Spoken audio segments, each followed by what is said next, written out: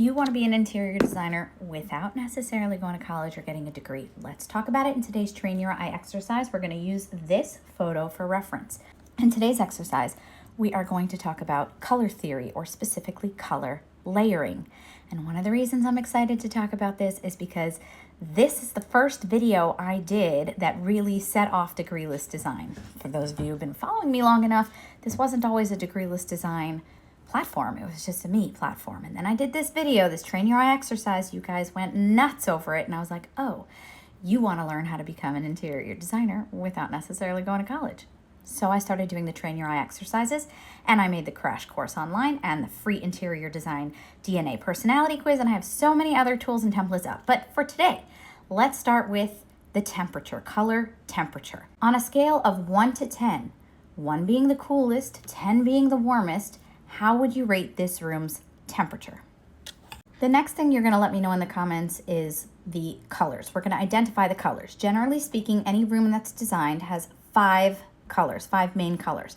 This is a challenging one because it doesn't look like it has a lot of color, which is also why I chose it to do the color layering. Because when you have less color, sometimes that's much harder to layer in the different colors, all within the same scope. So tell me, what 5 colors do you see here? I'm going to give you a little tip. Very often we get thrown off and we call a color because of the material it's associated with.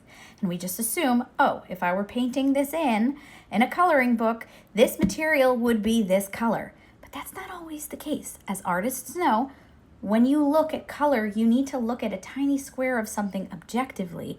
And what color do you actually see? So let me know in the comments. Next thing we're going to do is identify the base color. The base color is the foundational color of a room. What do you think is the foundational color of this room and this design? Go ahead and let me know in the comments.